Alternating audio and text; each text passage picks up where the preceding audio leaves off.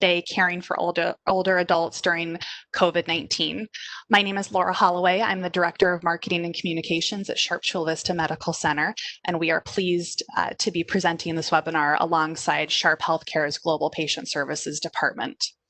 Today's topic is something that's on the minds of millions of people as we continue through this pandemic, as all of us know and care about somebody who is an older adult, who's in that older age group. And like you, like me, I'm sure that you've seen all the news reports.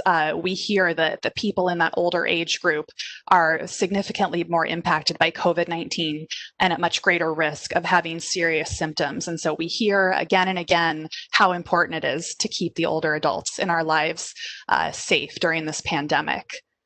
Before we get any further, I'd like to do something that is a tradition of ours at Sharp Healthcare. Every time we have a gathering like we're having this morning, we always share a reflection to bring us back to the center of what it is we're doing.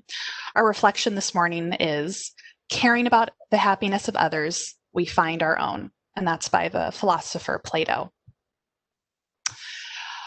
I'll finish up my welcome in just a moment, and then I'll be pleased to introduce you to our featured speaker who has great information. You know, we're talking about the topic of caring for older adults, and it's such an important topic, and we are so very fortunate to have someone who's truly an expert in this field and who's been in the trenches during the pandemic and who can really provide you with some great information, whether you're here seeking it for yourself or somebody in your life. He's going to give you some really great information to take away. After his presentation, I really encourage you to ask him any questions. We are so fortunate that he's given us his time this morning, and he'll be very happy to answer any questions that you have. And with that, let me pass the controls to our featured speaker, Dr. Daniel Cardenal Castro. And Dr. Cardenal, in just a moment. Laurie. Thank you very much. I appreciate it. Great. You should have control now. Good morning, everyone. Thank you very much for joining us today, this morning of Saturday, the 26th. We're going to be talking about caring for the older adults in the COVID-19 pandemic. I would like to introduce, to tell a little bit of what I've been doing.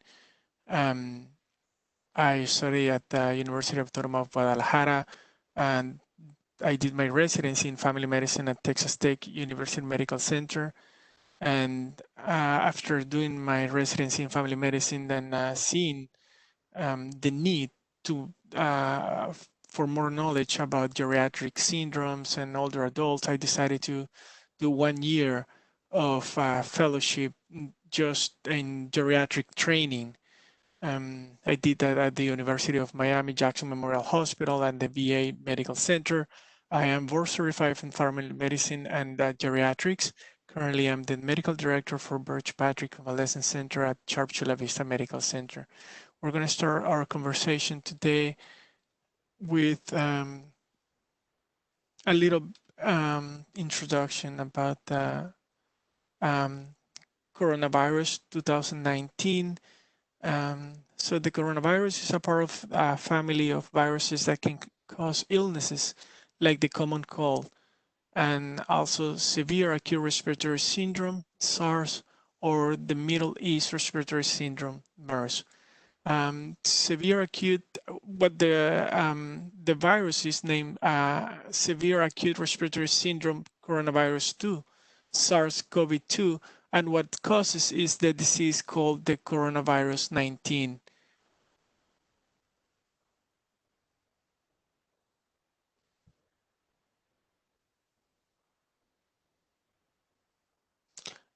Currently, right now, we are at in the coronavirus 19 pandemic in March 2020 was declared.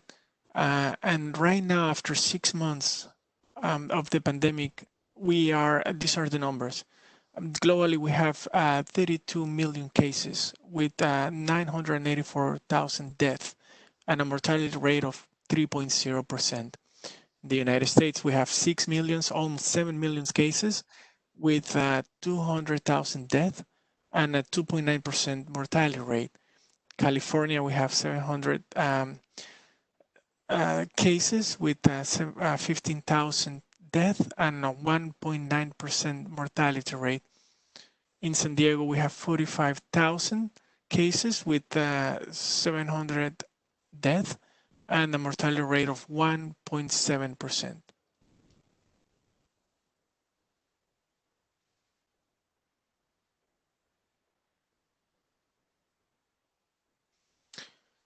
What are the symptoms of COVID-19?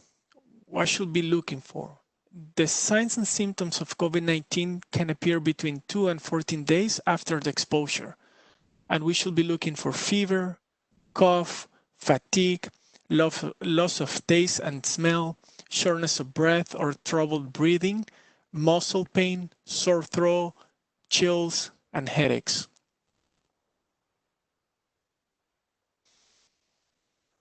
Older adults. In older adults, they're at greater risk of becoming more seriously ill from COVID-19. How is this possible? And the increased risk is, and the risk increases with the age. This is secondary to a low immune systems response. We have two types of immune systems in the adaptive and the innate immune systems. And there is something called immunosenescence, where the adaptive immune system decreases its capacity to respond to vaccines or to generate a defense to viruses or bacteria. Also, the skin, the lungs, and the GI tract, the gastrointestinal tract, act as a defense barriers against these viruses or bacteria, and there are alterations in these barriers that put us at increased risk to develop COVID-19 or other diseases. Like, for example, in the skin, we have that it becomes thinner. Older adults, they lose their fatty tissue below the skin, and that increases the risk for lacerations or skin tears.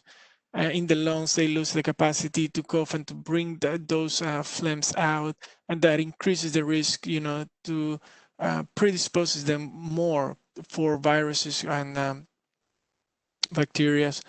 As I said, there is a decreased antibody response to the vaccines.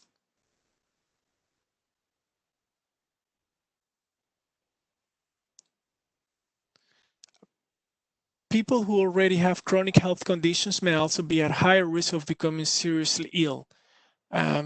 These chronic health conditions are heart failure, coronary artery disease, cardiomyopathies, cancer, chronic obstructive pulmonary disease, the COPD, diabetes, severe obesity, chronic kidney disease, and a weakened immune system, especially if they're going through chemotherapy or they're fighting cancer and they are taking medications that decrease the immune system response.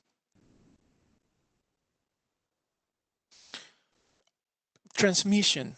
How is the coronavirus transmitting between us? The most common one is person to person. This is the principal cause of transmission. It's close direct contact. This is important, where the respiratory droplets by sneezing, speaking, coughing can infect the other person if they have close contact with the mucous membrane.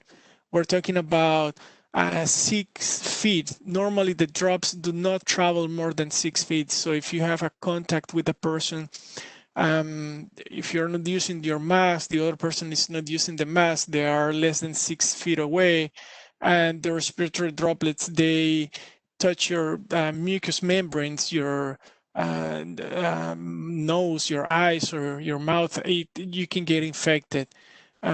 Also by touching in contact with contaminated surfaces, if you touch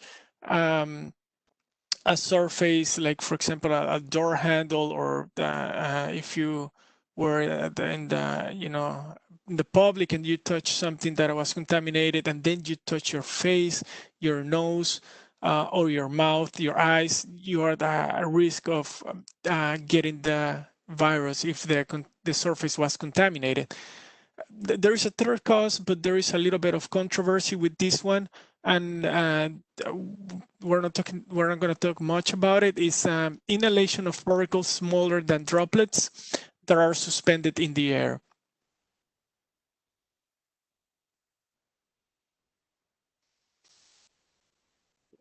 The infectivity period, where we can be at high risk of getting the COVID, it's the risk for potential for transmitting the coronavirus begins long before the symptoms appear, and the risk is much higher early in the illness. The risk of transmission falls at the end of the disease, and the risk of transmission after 7 to 10 days of the illness is very low. And this is secondary to the early in the stages of the disease, the viral loads are higher. The higher the viral loads, the higher chances of you transmitting the disease. So this happened at the beginning of the disease. And as I said, maybe you don't have symptoms, but you have higher viral loads. Asymptomatic people, the transmission of SARS-CoV-2 can originate with people who are completely asymptomatic or who develop symptoms much later.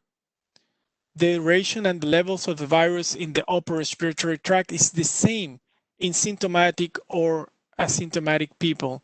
So we have to be very careful with this because we can be totally asymptomatic. We can have higher or high virus load, and we can be transmitting the COVID-19 without us knowing.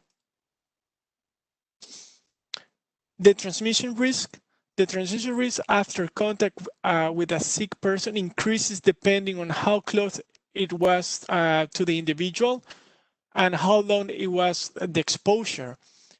So if we were talking with somebody in a close facility or building instead of outside, if we were less than 6 feet apart, if there was no mask up to protect you or the other individual, you are at a higher risk of getting the COVID-19. Most secondary infections have been from direct contact with people living within the same home. Open spaces are considered low risk. However, close contact with a sick person is still considered risky.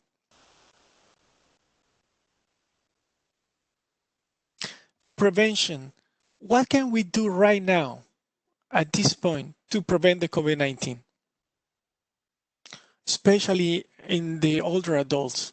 So the personal preventive measures are practice social distancing at least 6 feet and avoid crowds. If you think that if you want to go outside, but you're not sure that you are going to be within 6 feet of another person, or it's going to be too crowded, we need to think about going outside. We have to, be careful.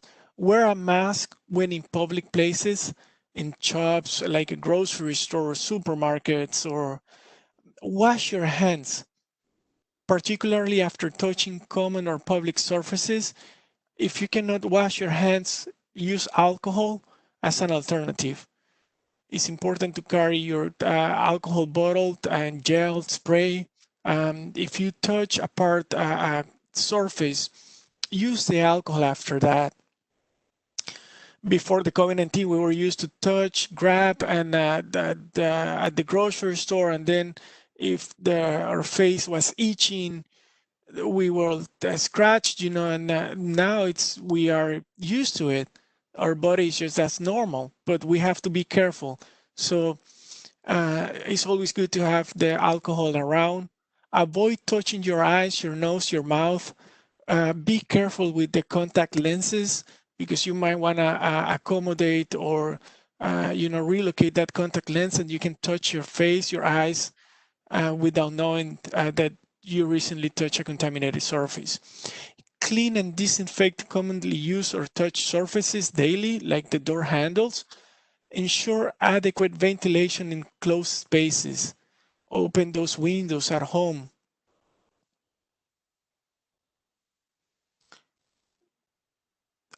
Masks and mouth covers.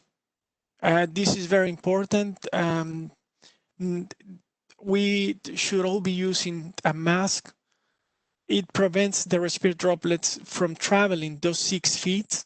And that's the idea behind the mask. You can use a cloth or fiber mask. The mask should not have valve for exhaling. Cloth mask should be multi-layered. Avoid touching your eyes, your nose, or your mouth when putting or taking off the mask. And wash your hands after putting or taking off the masks.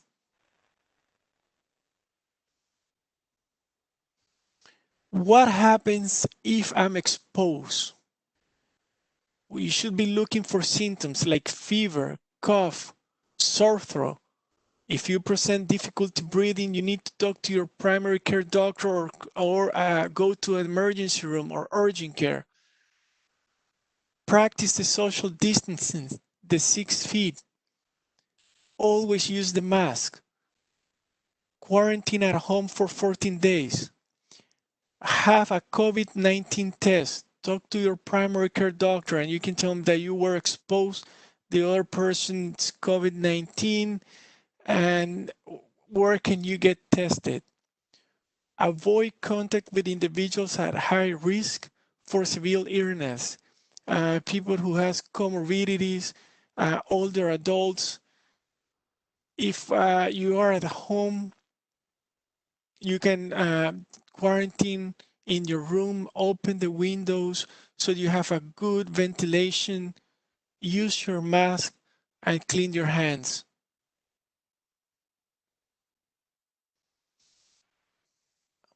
I want to talk about something that is very important right now. These are very, very difficult times with the pandemic. Our lives are changing. We are changing the way we do things. When we go to the pharmacy, when we go to the grocery store, and that's creating stress. How to cope with stress? One of the things that are going to help you is know what to do if you feel sick and if you're concerned about the COVID-19. Contact a healthcare professional, your primary care doctor, call him. There is telehealth now or video consultation.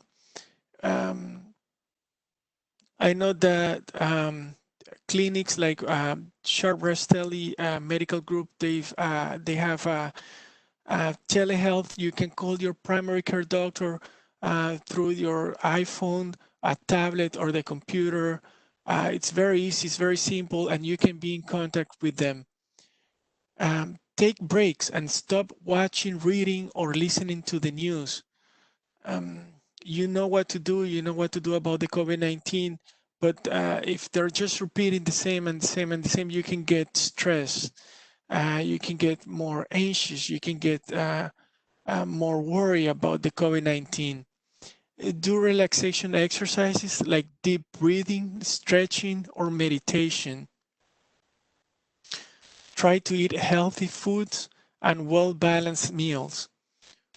Avoid excessive alcohol consumption and try to sleep well. If you cannot sleep well, always contact your primary care doctor, your health provider. There is sleep hygiene medication that he can teach you about so you can sleep better.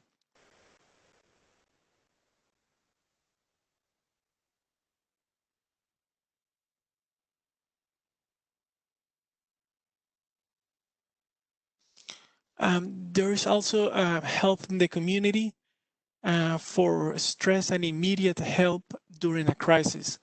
We have the Disaster Distress Helpline at 1-800-985-5990. Press, if you're a Spanish speaker, you can press 2.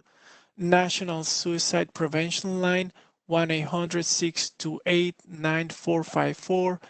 National Family Violence Hotline, 1-800-799-7233.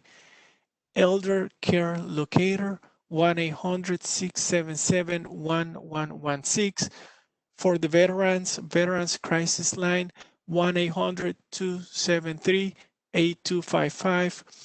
And as I said before, if you feel stressed, if you feel that this is not normal, that you need to contact somebody, you can also, the first person you should contact is your primary health care provider.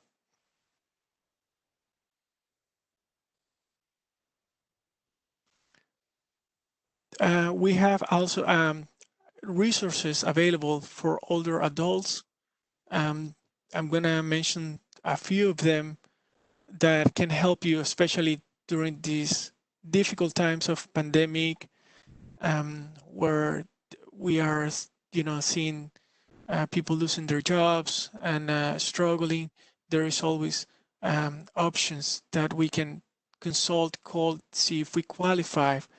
One of them is Meals on Wheels, and their phone number is 1-888-998-6325.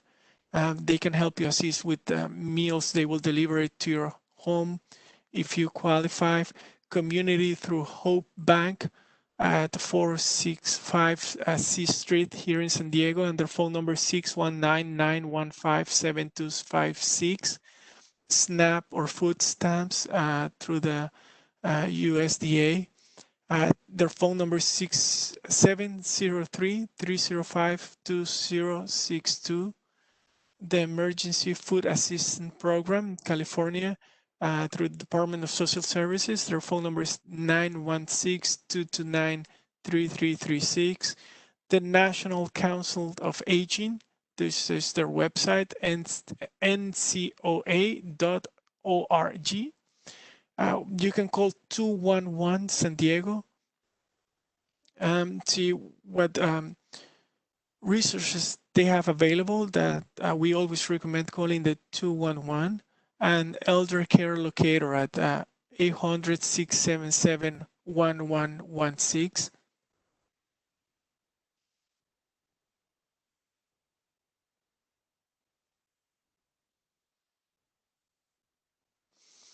Staying healthy during the pandemic. This is very, very important. Do not stop your medications and do not change your treatment plan without first consulting your doctor. Do not delay emergency care for your underlying conditions. Emergency departments, they have created contingency plans for infection preventions. Here at the Sharp Chula Vista Medical Center, the emergency department under Dr. Andres Smith, they have created contingency plans. They have screening for patients that they might have upper respiratory infections of possible exposure to COVID. They're treating in outside tents. They test them outside. Inside the emergency room, they have a designated area to treat patients that may have possible COVID. They don't mix the patients. It's safe to come to the emergency department if you have something going on. If you are having difficulty breathing, if you're having chest pain, if you're having a severe headache, or you develop a slurred speech, or one part of your body is not responding, you might be having a stroke, and it's very important to come to the emergency department to get treated. We only have a small window of time to treat the strokes. Don't delay the care. Come to the emergency department. Call your health provider if you have any health problems. Call your primary care doctor if you're having issues with your medications. If you're having difficulties to pay for your medications, the insulin, the blood pressure medications, talk to your healthcare provider. He might be able to assist you. I would like to also mention that just recently, the emergency department here at Sharp Chula Vista got the geriatric certification. They now, when they get an older adult in the emergency department, they focus on the hearing, the vision, they have focus in these aspects so that they can communicate better with the patients.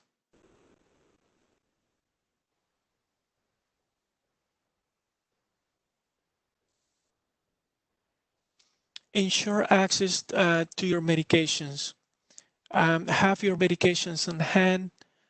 If you if you would like to avoid going to the pharmacy, there are options. At Sharp Tele pharmacies, we can send the medication by mail to your house, or you can do curve pickup without you going inside to the pharmacy. If you feel afraid of going inside the pharmacy because you might get exposed, I understand that, and we've prepared for that, so you can pick up the medication without going into the building, or we can mail it to your house.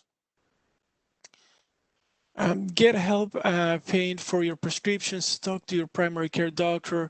There might be options, maybe changing the medication if the medication is too expensive, or getting coupons to be able to pay for that medication.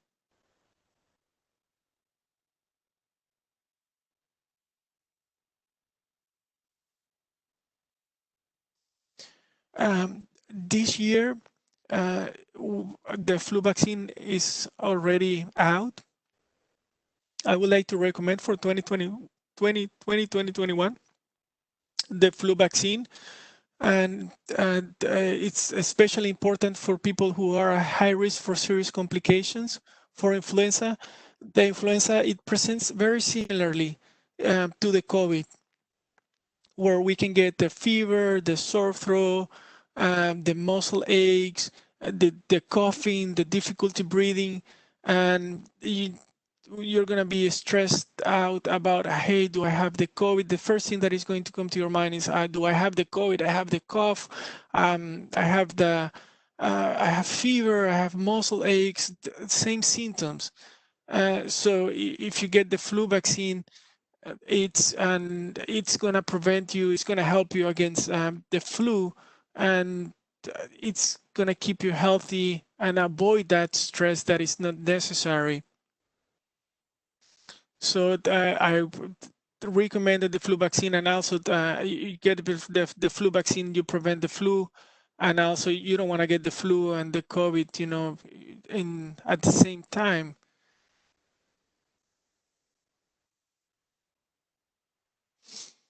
I would like to talk a little more about how the mitigation plan here at Birch Convalescent Center.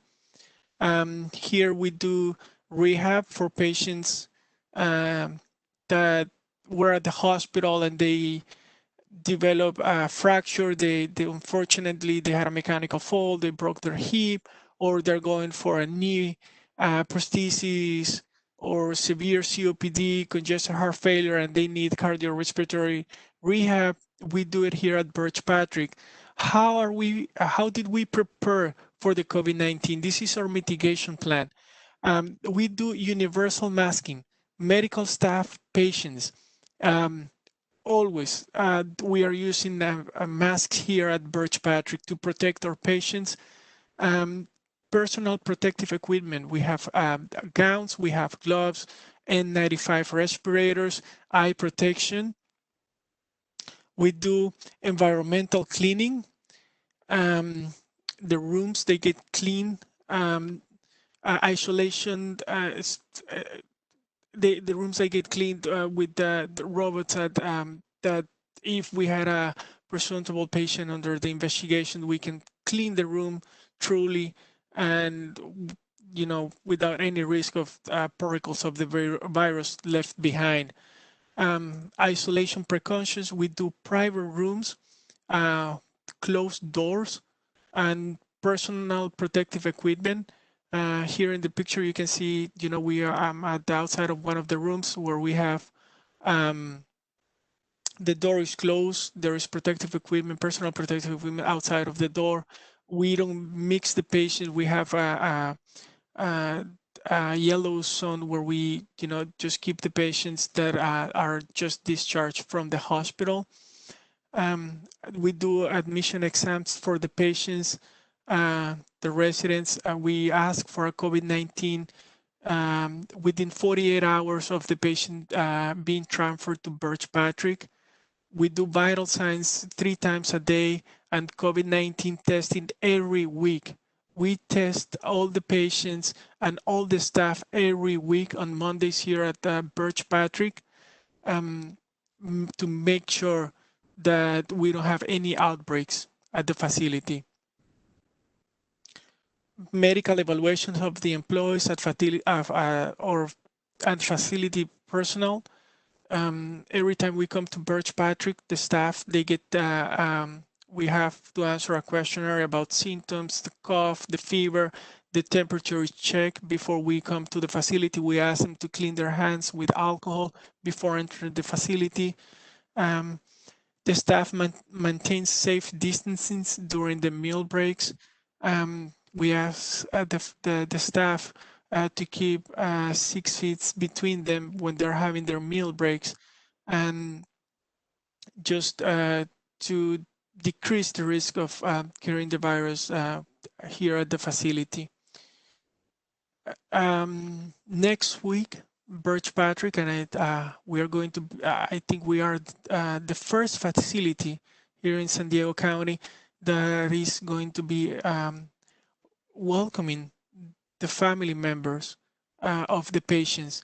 Next week, we are going to allow the family members to come and see and visit their patients outside of the facility, always in an open space with good ventilation, 6 feet apart. The patient and the family members using a mask, always following the precautions. But we understand the need, and to see the family member, it's been a long road, very complicated with the COVID, with the pandemic, and we are next week going to be opening Birch Patrick for the family members to come and visit the loved ones. Again, do not delay receiving the care you need. Sharp hospitals and clinics are safe. Additional preventive measures have been implemented for safety of staff, patients, and families. Never delay in seeking the medical care you need, especially if it is a mental health crisis, heart attack, or other health emergency. Thank you so much, Dr. Cardenal. That was great information.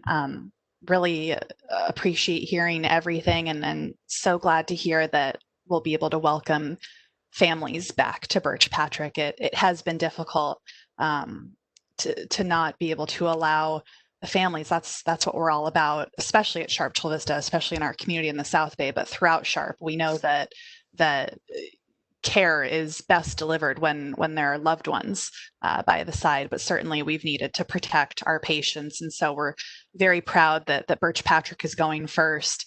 And we have a team that's been working for quite a long time, but now they're especially ramping up, looking at how we can safely welcome back visitors for the rest of our patients, hopefully soon. Just want to reiterate what Dr. Cardenal said. We know that there are many fears that people have about the coronavirus, some concerns that maybe if people come to the hospital, they may get the coronavirus. I really hope that what Dr. Cardenal has shared today about how he and his team are making Birch Patrick safe, I hope that provides some reassurance that perhaps the hospital is one of the safest places to be with everything that we're doing to keep patients and visitors and our staff and physicians safe. So please don't ever delay coming in for the care that you need. Dr. Cardenal mentioned our emergency room and the geriatric designation that we recently received. That's wonderful and something that we're very proud of, to be able to provide the highest level of care to older adults. I also want to announce that this just launched this week, and it will be launching at the other Sharp Hospital emergency rooms soon. But just this week, We know that people are concerned about having to wait in emergency rooms, again, talking about fears about contracting COVID-19 at the hospital. So we know there are concerns about the longer you spend time in an enclosed space, the greater your risk. So we're really proud to have launched a new service where if you do need to come to the emergency room, you can actually reserve your spot. So you can go online to www.sharp.com/Chula Vista ER, and you can select a time slot for you to come in and get the emergency care that you need. It's a new service, so please bear with us if there are any bumps as we roll this out, but we are really proud and really glad to be able to provide, always try to do our best to provide safe and convenient care for our community. With that, we are going to get into the Q&A in just a moment, and I see we have one question so far, but I do hope there will be others because we are so fortunate to have Dr. Cardenal here with us.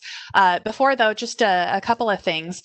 When you click to leave the webinar, you'll be asked to take a survey, and we would be so grateful if you would take a few minutes to take that survey.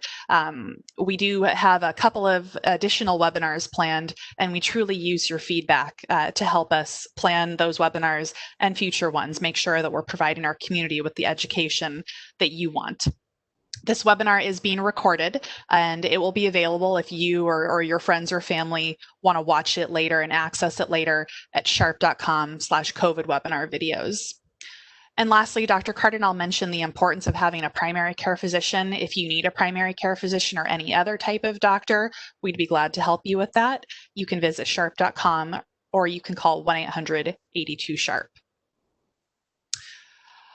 Our next webinar as part of our Understanding COVID-19 webinar series is one, Dr. Cardenal touched on it, managing your health if you're at increased risk. So we know that people living with conditions like high blood pressure and diabetes and cancer are at particularly high risk for severe complications from the coronavirus. So if you have any one of those conditions, or if you know anybody who does, really encourage you to join us for a great discussion. We've got two experts in this field, Dr. Marilyn S. Norton. She's our chief of staff actually here at Sharp Chula Vista Medical Center, as well as a hematologist and oncologist, and Dr. Stephen Ruff. He's a cardiologist here at our hospital. So two physicians who manage a lot of the conditions that people are living with, and they have also been on the front lines during this pandemic, so they'll have some really great information to share with you. We'll be holding that in Spanish first on Thursday, October 22nd in the afternoon at 3 p.m. And then we'll hold it in English the following week on Wednesday, October 28th at 3 p.m. And you can sign up for those on sharp.com/COVID webinar for the English, or sharp.com/COVID webinar Espanol for the Spanish. With that, we'll open up for Q&A. You can write your questions in the Q&A box that you should see on your screen, and I will ask them for you. And we do ask that you try to keep your questions as general as possible to make sure that we have time for all questions.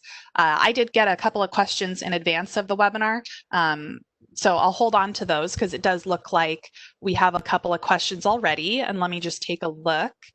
Looks like our first question, Dr. Cardenal, it says, I'm afraid that if I get the flu vaccine too early, the effects of the vaccine will not be as effective in later months. What do you recommend? I do recommend getting the flu vaccine early in the year. It has 6 months of protection. I mean, you get the vaccine, you're going to get the immune system prepared for the flu.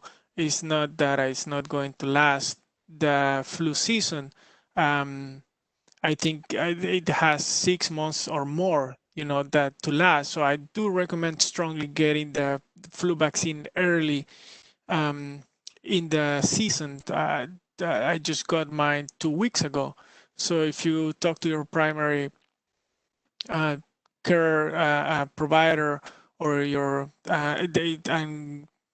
we've prepared to give the flu vaccine where you don't have to go inside the clinic. When you don't have to, get more exposure. I got my flu vaccine at my primary care doctor office, and they were Sharp is prepared, and we are giving the vaccines in the parking lots, open spaces, All the staff are using the face mask, and I felt very comfortable getting my vaccine there at my primary care doctor, and now I know that I'm more protected. So I do recommend getting the flu vaccine early in the season. You're going to be covered. Thank you, Dr. Cardenal. I know that's something that's been on the minds of a lot of people as we move into flu season. Looks like a couple of people were asking me to repeat the website where I mentioned you can save your spot if you do need to come into our emergency room. I put that in the chat, but again, it's www.sharp.com/ChulaVistaER, and I did put that in the chat. Our next question, Dr. Cardenal says, can you speak to the number of positive COVID-19 patients in Chula Vista? Can you estimate the number that were actually from Chula Vista from the border? And for those coming over the border, what follow-up care could be provided? So it looks like 3 questions. The first one, the number of positive COVID-19 patients in Chula Vista. I'm afraid I don't have that number from the South Bay, Chula Vista. I don't have the number of patients, with COVID-19 in the area. I think we might be able to source that from the city of Chula Vista. So I'd be happy to follow up with the person who asked that question.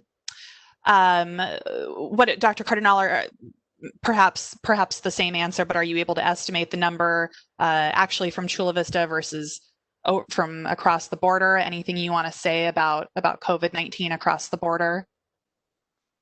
What I heard across the border and Tijuana, Mexicali, and Ensenada is that the cases are going down.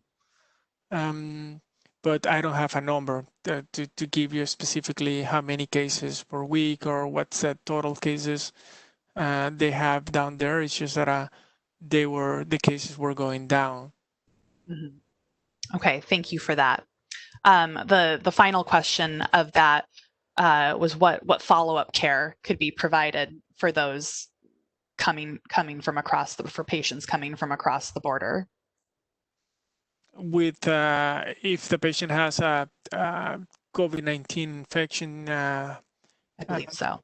Having it's a tricky question. If you have COVID-19, you're coming to look for, seeking medical attention. It's through the border.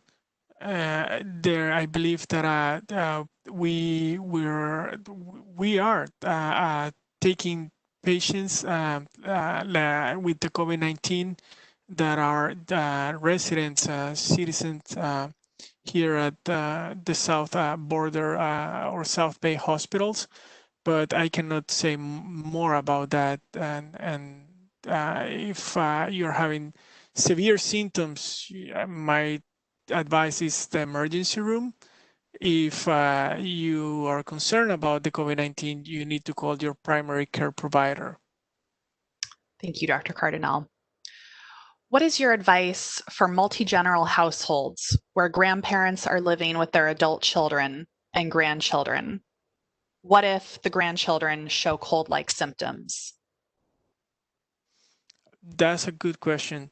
So in this community where we take care of our older adults or grandpa, grandma, and there is living with the grandsons, I think that one way of prevent or take care of the more high risk or vulnerable patients or older adults is to be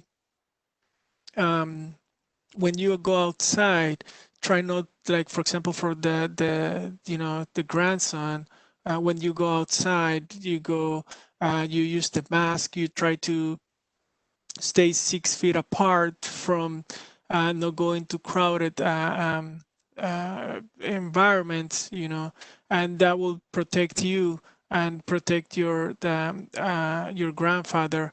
I think that by protecting you and not exposing or when you are not try to expose yourself too much, or in outside when you go for recreational activities, is going to protect your family members too. We've seen that where young patients, they get exposed to the COVID-19 and they bring it home. So my advice is that the pandemic is still outside. It's real. Take the preventive measures, use the mask, stay 6 feet apart. Don't go to places where you think they're going to be too crowded and you're not gonna be able to keep the distance between 6 feet and 2 meters. And this is just for you, to don't to prevent bringing the virus home, because at home it's more difficult. At home it's we all share the dining room, we'll share the kitchen. You don't use the mask, you feel more comfortable at home. So what we need to do is prevent bringing the virus at home. So be careful when you are outside. If you go outside, try to be in open areas, and try to be 6 feet apart if you're going to take your mask off so you can have a meal. That's very important to consider. To use the alcohol, clean your hands, wash your hands, and that should keep you okay. Those are great reminders, Dr. Cardenal, especially for the many of us who live with our parents and grandparents. Thank you for that. And yeah, I would like to repeat, if you were exposed, and it's important for you to, contact your healthcare provider and get the COVID test. If you have symptoms, cough, fever, then it's important for you to use a mask, isolate yourself in a room at home, open the windows, and try to have very minimal contact with the rest of the family. That was actually the exact next follow-up question from the same person who asked that question. If one of the grandchildren is exhibiting symptoms, should they get a COVID test, or should the entire family get a COVID test? Well, if you were exposed, the person was exposed, then we have to get the test for that person. If it's negative, then it's for him. If he was exposed, he's presenting symptoms, then we have to test the whole family.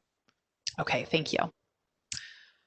Our next question is about Birch Patrick. For patients who were sent to Birch Patrick for rehab, how did they do? Any relapse? Not sure if this is specific to COVID or just in general. So we might need a little clarification from the person who asked. So perhaps we'll come back to that question. We can talk a little bit okay, about. Please we do. can talk a little bit about Birch Patrick, and with what's been the last 6 months here at Birch Patrick. We've been testing. We've been testing all the patients and the staff every week, and so far we haven't had a case where we have to send the patient to acute care because he's having difficulty breathing. We haven't had any case where patients are having cough, fever, difficulty breathing.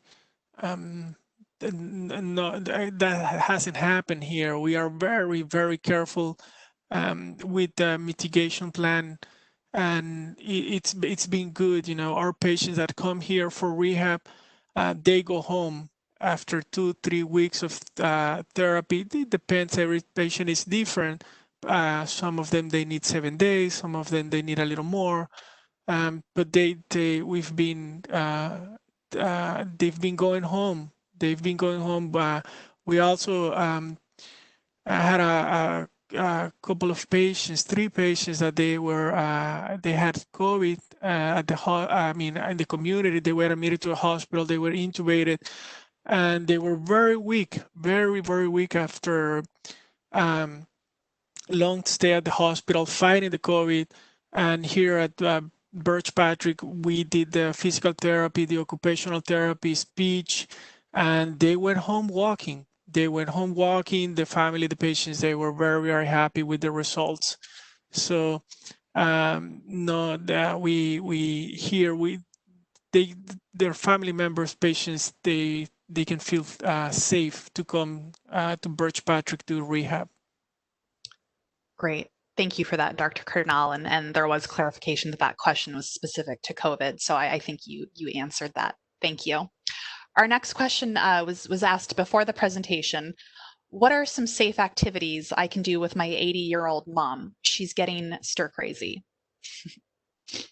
As I said, the stress and anxiety that this COVID-19 is generating on all, the community, the patients, and not being able to go outside. At the beginning, it was too much. So my advice for patients, the older adults, it's that we can go for short walks outside, always ensuring that we're not going to go into crowds. Be careful, make sure that when you're going outside, that we have all the equipment necessary. If they're using a walker, if they're using a cane, that we take the device with them, always with them to go outside, because if they've been at home and they have not been walking, they can get weak. So I think that we need to support them and go with them for walks. It's always good, go outside, get fresh air, and exercise a little bit, just being careful that we're not going to have a fall. We can include them in activities at home. That feel of being included is always good. We can do games, watching a movie. Those are the type of things that I will recommend right now. Great, thank you. Along the same lines, but a little different, can pets transmit COVID? My grandma has a cat that goes all over the neighborhood. That's a good question. I don't think we had a case of that, and so far I will say we haven't had any case reported that a cat infected a human. We know that animals, they can get the COVID, but so far in the literature, I haven't read that a cat has transmitted the COVID to a human. Great, thank you. Do older people receive a special type of treatment if they get COVID? Where? That's the question. That if they get COVID, they get a special treatment, or in geriatrics, it's a little bit different. And with older adults, their bodies, they are a little bit different, because the kidneys, they don't filter the same as a young patient. The hearts, they don't react the same. They can have congestive heart failure. They have more comorbidities. I think that they get here at Birch Patrick, I can say that we take those into consideration, that the body is aging and the heart, the kidneys are, weaker. And when we are giving medications, if we have to renal dose, we renal dose. We are more conservative. We start with lower doses, and then we increase the doses. So yes, we give them a geriatric focus, and we do that differently from